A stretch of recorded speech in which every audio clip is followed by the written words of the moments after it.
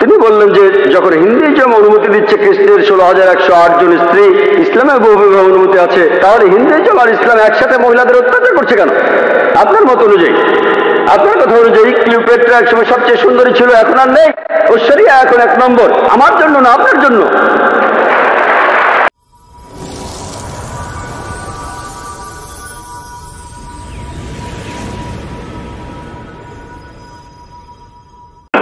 আপনি বললেন কৃষ্ণের 16,000 স্ত্রী ছিল, আমরা মুসলমানরাও 4টা বিয়ে করতে পারি। এতে একথাই বলা যায় যে এই দুইটা ধর্মই একসাথে মহিলাদের অধিকার থেকে বঞ্চিত করছেন।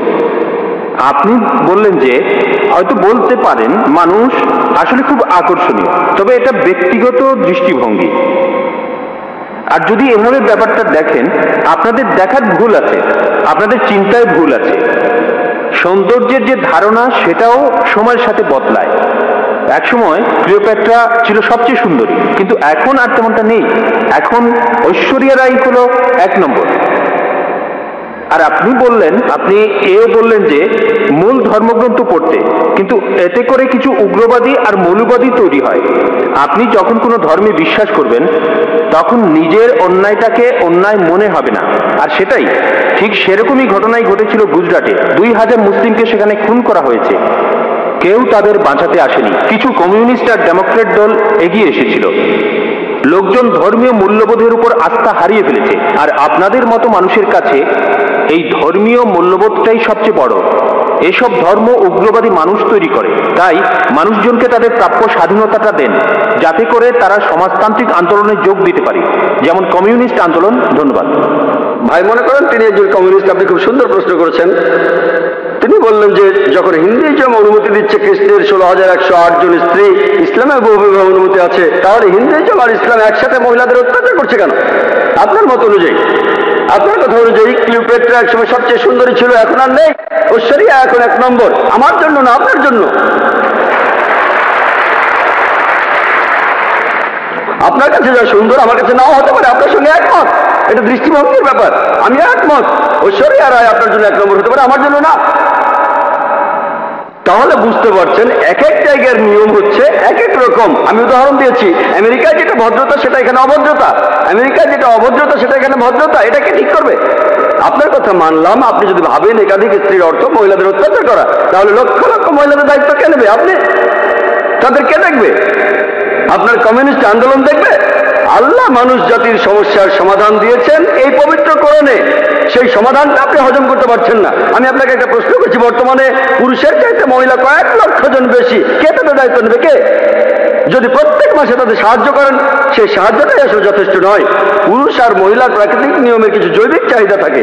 আল্লাহ কোরআনে বলছেন, সূরা রুমের 21 নম্বর আয়াতে উল্লেখ আছে, আল্লাহ তোমাদের হৃদয়ে ভালোবাসা আর দয়া সৃষ্টি করেছেন। আমি একজন ডাক্তার, একজন ডাক্তার হিসেবে বলছি, একজন মহিলা সারা জীবন কুমারী থাকতে পারে না, এটা অসম্ভব।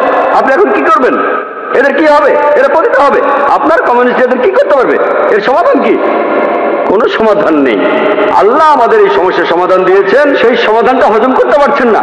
তাহলে এখানে সমস্যাটা হলো সমাধান পছন্দ হচ্ছে না, আপনি সমাধান দেন। এর থেকে ভালো সমাধান কি দিতে পারেন? ইসলামে একাধিক বিয়ে করাটা আবশ্যিক নয়, 4টা বিয়ে করা আবশ্যিক নয়। আমি এমন কোন ইন্ডিয়ান মুসলিমকে চিনি না যার 4টা স্ত্রী, কাউকে চিনি না। অন্যান্য কিছু বিদেশি মুসলিম আছেন। আপনাকে বুঝতে হবে ভাই, এটাই হলো সমাধান। সব পুরুষই একাধিক বিয়ে করতে পারে না, সবাই করতে পারে না। তবে কিছু মানুষ স্ত্রীদের সুবিচার করতে পারে, আল্লাহ তাদের অনুমতি দিয়েছেন। তারা যদি সুবিচার করতে পারে, আপনার সমস্যা কোথায়? কোথায় মহিলাদের অত্যাচার করছি? আমরা তাদের সম্মান করছি। আপনি যে আমেরিকা তথাকথিত আধুনিক কালচারের কথা বলছেন, আর্ট কালচারের নামে তারা কি করছে? তারা মহিলাদের অসম্মান করছে। আপনি যে নারী স্বাধীনতার কথা বলছেন, সেটা আসলে স্বাধীনতার নামে শরীরকে শোষণ করছে, সম্মানের অবমাননা করছে, আর আত্মাকে বঞ্চিত করছে। পশ্চিমা সমাজ আসলে মহিলাদের অধিকার দেওয়ার কথা বলে তাদের নামিয়ে দিচ্ছে উপপত্নীর স্তরে, রক্ষিতার স্তরে। তারা সমাজের প্রজাপতি, যারা আর্ট কালচারের পর্দার পেছনে থাকে। আর্ট আর কালচারের নামে ঐশ্বরিয়া রায়, সে আবার কে? মডেলিং, তাই তো? ঠিক না? এখানে আপনাকে সঠিকভাবে চিন্তা করতে হবে।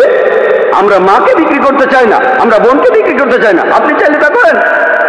একটা অ্যাডের কথা শুনেছিলাম, আগের লেকচারে আমি বলেছিলাম BMW। এক লোক বলছিল খুব বিখ্যাত অ্যাড, BMW নাম শুনেছেন? খুব দামি গাড়ি, মার্সিডিজ বেঞ্চের সঙ্গে কম্পিটিশন করে। সেই অ্যাডে বিকিনি পরা একটা মেয়ে গাড়ির সামনে দাঁড়িয়ে আছে, এখনই চালানো শুরু করুন। মেয়েটাকে না গাড়িটাকে? আপনারা কি করছেন? কমিউনিজমের কথা বলে, মহিলাদের অধিকারের কথা বলে আপনাদের মা বোনকে বিক্রি করছেন, আপনাদের মা বোনকে বিক্রি করছেন। আমরা মুসলিমরা এটা করতে চাই না, আমরা এটা করতে চাই না।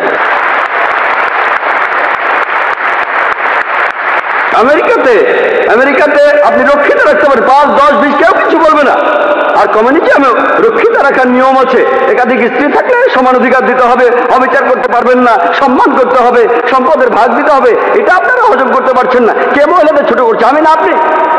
আর আমেরিকাতে, পৃথিবীর সবচেয়ে উন্নত দেশে, আমেরিকানরাই বলে যে ইসলাম মহিলাদের ছোট করে দেখে। আপনি কি জানেন পৃথিবীতে যতগুলো প্রধান ধর্ম আছে, ইসলামের অনুসারী বাড়ছে সবচেয়ে বেশি হারে। যে লোকগুলো ইসলাম গ্রহণ করছে তাদের 3 ভাগে 2 ভাগই মহিলা। ইসলাম যদি মহিলাদের ছোট করে, তাহলে আমেরিকান মহিলারা ইসলাম গ্রহণ করছে কেন? আমেরিকান পুরুষরা কেন ইসলাম গ্রহণ করছে?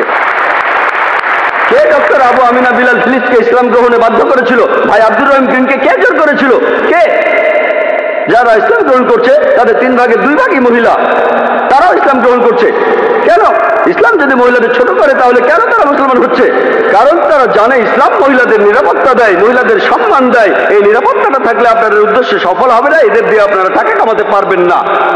পলিটিশিয়ানরা যেমন ডিভাইড অ্যান্ড রুলের নীতি মেনে চলে, আর্ট আর কালচারের লোকেরা তেমনি মহিলাদের অধিকারের কথা বলে। বিউটি কন্টেস্ট, কসমেটিক্স বিক্রি করা হচ্ছে, তারা এভাবে কোটি কোটি ডলার কামাচ্ছে। আপনি জানেন বিউটি কন্টেস্ট কি জন্য?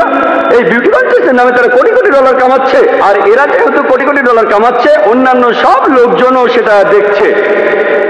তাহলে বুঝলেন ভাই, আমরা আমাদের মা বোনদের লোকজনের সামনে সাজিয়ে দেখাতে চাই না। তাদের সম্মান করি, তাদের ভালোবাসি, তাদের শ্রদ্ধা করি, আমরা মহিলাদের ছোট করি না।